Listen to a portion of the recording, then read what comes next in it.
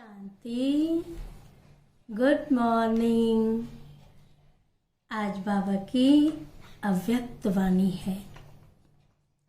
2/5/2021 की वाणी है और रिवाइज कोर्स की डेट है 23/12/87।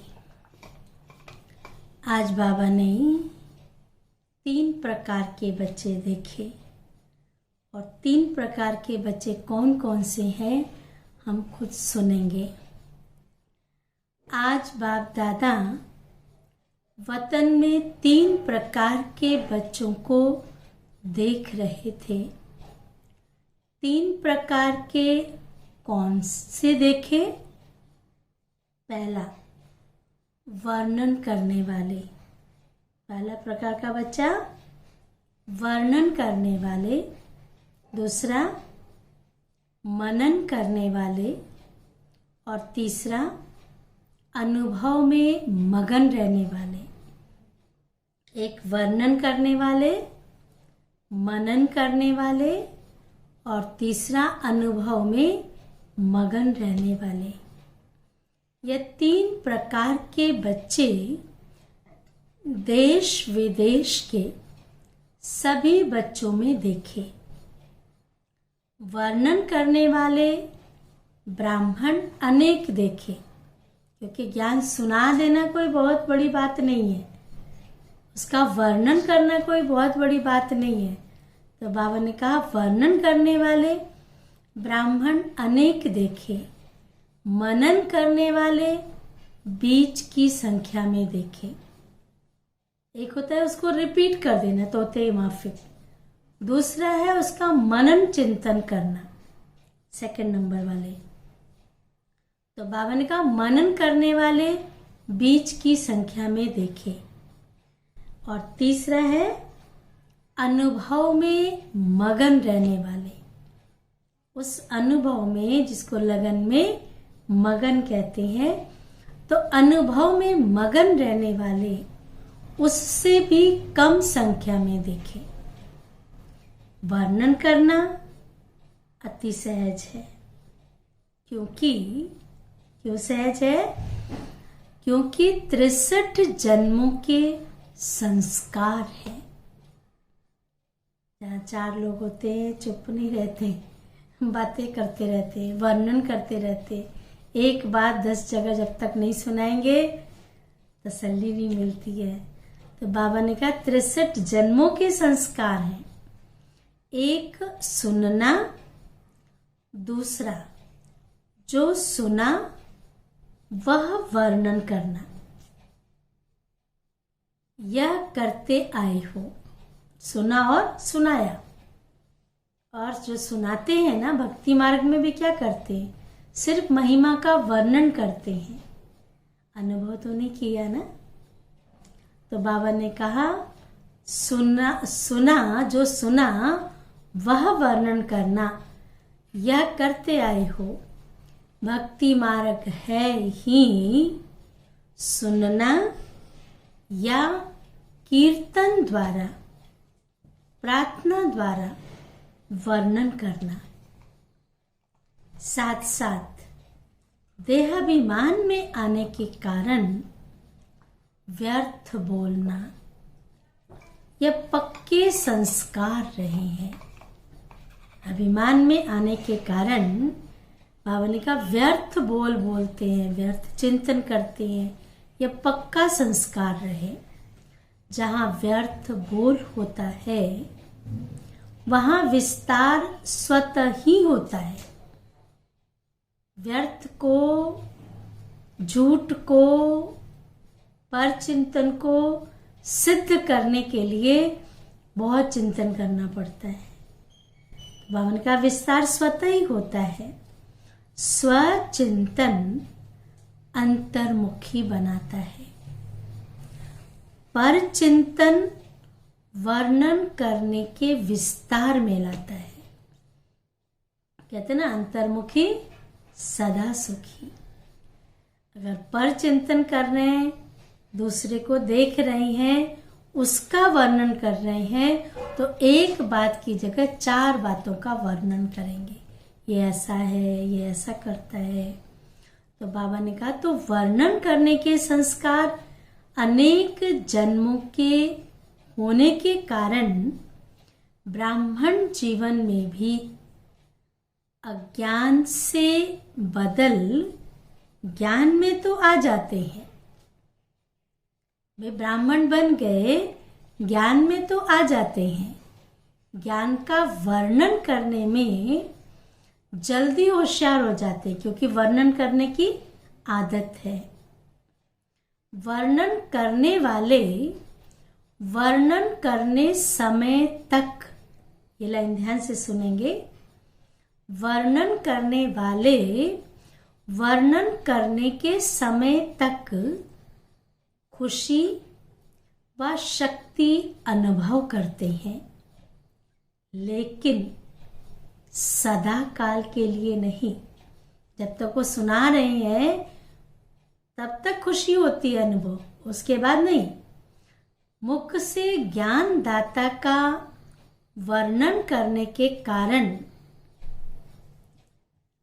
शक्ति और खुशी, यह ज्ञान का प्रत्यक्ष फल प्राप्त हो जाता है। क्योंकि भगवान का ज्ञान सुना रहे हैं तो उस समय शक्ति, बाबा भी कहते हैं ना कि अगर आगे वाली आत्मा सुनने योग्य है और सुनाने वाला इतना पावरफुल नहीं है, तो मैं उसके द्वारा भी उसको ज्ञान सुना देता हूँ।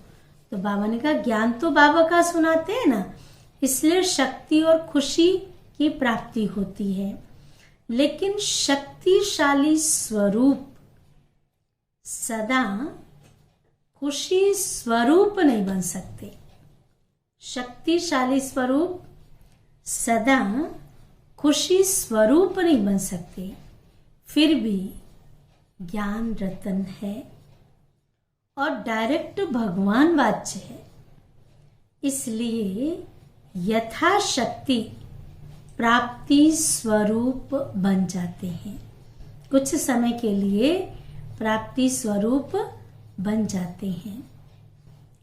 अब है मनन करने वाले, पहले थे वर्णन करने वाले, दूसरे हैं मनन करने वाले। सदा जो भी सुनते हैं उसको मनन कर स्वयं भी हर ज्ञान की पॉइंट का स्वरूप बनते हैं। मनन चिंतन करके खुद भी ज्ञान की पॉइंट का स्वरूप बनते हैं।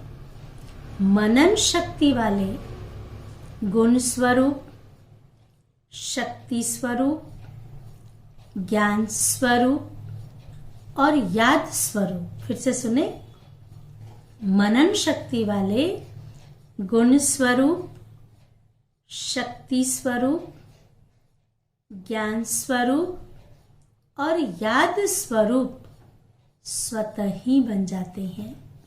क्योंकि मनन करना अर्थात बुद्धि द्वारा ज्ञान के भोजन को हजम करना, बुद्धि द्वारा ज्ञान के भोजन को हजम करना। मनन चिंतन, जैसे गाय क्या करती है, जुगारी करती है ना, वो खा के फिर उसको मनन चिंतन करना अर्थात बार बार उसका चिंतन करना। जैसे स्थूल भोजन अगर हजम नहीं होता है तो शक्ति नहीं बनती है, सिर्फ मुख के स्वाद तक रह जाता है।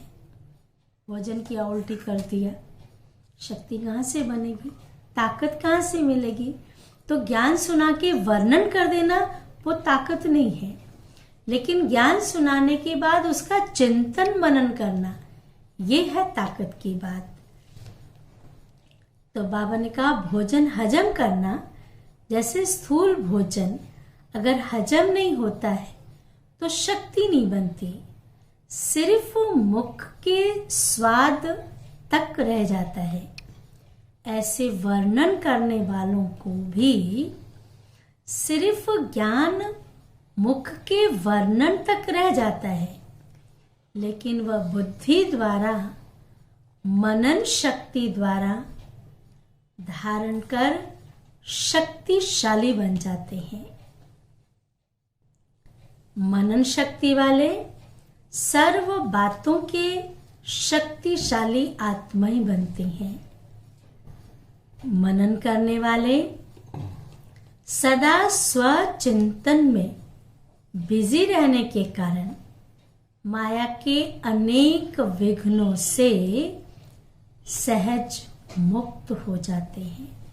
मनन करने वालों को कितने फायदे हैं? एक तो वो शक्तिशाली बनते हैं, दूसरा स्वचिंतन में बिजी होने के कारण माया के अनेक विघ्नों से सहज मुक्त हो जाते हैं। क्यों हो जाते हैं? क्योंकि बुद्धि बिजी है। वैसे भी कहते खाली घर शैतान का घर होता है। तो माया भी बिजी देख किनारा कर लेती है। दूसरी बात, मनन करने से शक्तिशाली बनने के कारण, मनन करने से शक्तिशाली बनने के कारण स्वस्थिति, कोई भी परिस्थिति में हार नहीं खिला सकती। स्वस्थिति कोई भी परिस्थिति में हार नहीं खिला सकती। तो मनन शक्ति वाला अंतर्मुखी सदा सुखी रहता है। समय प्रमाण, शक्तियों को कार्य में लगाने की शक्ति होने के कारण, समय प्रमाण, जैसा समय वैसा स्वरूप, तो समय प्रमाण शक्तियों को कार्य में लगाने की शक्ति होने के कारण जहां शक्ति है वहां माया से मुक्ति है। शक्ति के सामने माया आ नहीं सकती। तो ऐसे विजयी आत्माओं की लिस्ट में आते हो।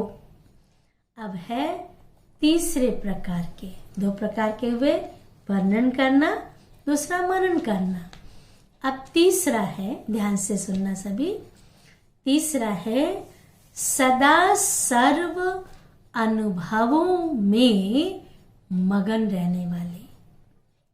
मनन करना यह सेकंड स्टेज है, लेकिन मनन करते हुए मगन रहना यह फर्स्ट स्टेज है। मनन करने वाले स्वतः ही निर्विघ्न तो रहते ही हैं, लेकिन उससे भी ऊंची विघ्न विनाशक स्थिति है। मगन रहेगा तो विघ्न आ ही नहीं सकते हैं। विघ्न विनाशक स्थिति रहती, अर्थात स्वयं निर्विघ्न बन औरों के भी विघ्न विनाशक बन सहयोगी बनते हैं। इस सुंदर बात बाबा ने कही, ना सिर्फ अपनी लेकिन औरों के भी विघ्न विनाशक बन सहयोगी बनते हैं। अनुभव सबसे बड़े ते बड़ी अथॉरिटी है। अनुभव की अथॉरिटी से बाप समान मास्टर ऑलमाइटी अथॉरिटी की स्थिति का अनुभव करते हैं। यार ध्यान से सुने, बाबा ने कहा अनुभव की अथॉरिटी सबसे बड़ी अथॉरिटी है। अनुभव की अथॉरिटी से बाप समान मास्टर ऑलमाइटी अथॉरिटी स्थिति का अनुभव करते हैं। मगन अवस्था वाले अपने अनुभव के आधार से औरों को निर्विघ्न बनाने के एग्जाम्पल बनते हैं, क्योंकि कमजोर आत्माएं उन्हों के अनुभव को देख, लाइन ध्यान से सुनना, कमजोर आत्माएं उन्हों के अनुभव को देख, क्योंकि अभी तो शक्तिहीन आत्माएं हो गई है ना। अनुभव तो है नहीं, ताकत है नहीं, तो अनुभव सबसे बड़ी अथॉरिटी है। तो उनके अनुभव को देख स्वयं भी हिम्मत रखती हैं, उत्साह में आती हैं। यह भी ऐसे बन सकते हैं, हम भी ऐसे बन सकते हैं। अनुभव को देख करके लगता है कि ये बन सकते हैं, तो हम भी बन सकते हैं। मगन रहने वाली आत्माएं बाप समान होने के कारण स्वतः ही बेहद के वैराग वृत्ति वाली, बेहद के सेवाधारी और बेहद के प्राप्ति के नशे में रहने वाले सहज बन जाते हैं। मगन रहने वाली आत्माएं सदा कर्मातीत अर्थात कर्म बंधन से न्यारी और सदा बाप की प्यारी है। मगन आत्मा सदा तृप्त आत्मा। सुनिए, जो मगन आत्मा होगी उसकी क्या क्या विशेषताएं हैं। वह सदा तृप्त आत्मा होगी, संतुष्ट आत्मा, संपन्न आत्मा और संपूर्णता के अति समीप आत्मा। सदा अनुभव की अथॉरिटी के कारण सहज योगी, स्वतः योगी ऐसी श्रेष्ठ जीवन, न्यारी और प्यारी जीवन का अनुभव करते हैं। उनके मुख से अनुभवी बोल होने के कारण दिल में समा जाते हैं। कहते हैं इसने ये बात दिल से कही। और वर्णन करने वाले के बोल दिमाग तक बैठते हैं। तो समझा, फर्स्ट स्टेज क्या है? मनन करने वाले भी विजयी हैं, लेकिन सहज और सदा में अंतर है। मगन रहने वाले सदा बाप की सहज, ध्यान से सुनना, मगन रहने वाले सदा बाप की याद में समाये हुए रहते हैं। तो अनुभव को बढ़ाओ, लेकिन पहले वर्णन से मनन में आओ। मनन शक्ति मगन स्थिति को सहज प्राप्त करा लेती है। मगन मनन करते करते अनुभव स्वतः ही बढ़ता जाएगा। कहते हैं ना, अपना घोट तो नशा चढ़े। जितना आप मगन अवस्था में होंगे, मनन करेंगे, तो आपकी स्थिति अच्छी होती जाएगी। मनन करने का अभ्यास अति आवश्यक है, इसलिए मनन शक्ति को बढ़ाओ। सुनना सुनाना तो अति सहज है। मनन शक्ति वाले, मगन रहने वाले, मनन शक्ति वाले, मगन रहने वाले सदा पूज्य, सदा पूज्य वर्णन करने वाले सिर्फ गायन योग्य होते हैं। वर्णन करने वाले सिर्फ गायन योग्य होते हैं। तो सदा अपने को गायन योग्य पूज्य बनाओ। समझा? समझा? बाबा याद प्यार दे रहे हैं। अच्छा, सदा अपने को डबल राज्य अधिकारी, डबल ताजधारी, श्रेष्ठ आत्मा अनुभव करने वाले, सदा मनन शक्ति द्वारा मगन स्थिति का अनुभव करने वाले, सदा बाप समान अनुभवी मास्टर ऑलमाइटी अथॉरिटी स्थिति के अनुभवी मूर्त बनने वाले, सदा अपने शक्तिशाली उच्च स्थिति को प्राप्त करने वाले, ऐसे नंबर 1, सदा विजयी। बच्चों को बाप दादा का याद प्यार और नमस्ते। अभी हम सब बाबा का वरदान सुनेंगे आज की मुरली से। बहुत सुंदर वरदान है। बाबा ने कहा, अपनी विजय व सफलता को निश्चित समझकर, अपनी विजय व सफलता को निश्चित समझकर सदा निश्चिंत रहने वाले निश्चय बुद्धि भव। विस्तार है, जो बच्चे सदा बाप में, स्वयं के पार्ट में और ड्रामा की हर सेकंड की एक्ट में, बहुत सुंदर बात बाबा ने कही कि जो बच्चे सदा बाप में और स्वयं के पार्ट में और ड्रामा की हर सेकंड की एक्ट में 100% निश्चय बुद्धि है, उनकी विजय व सफलता निश्चित है।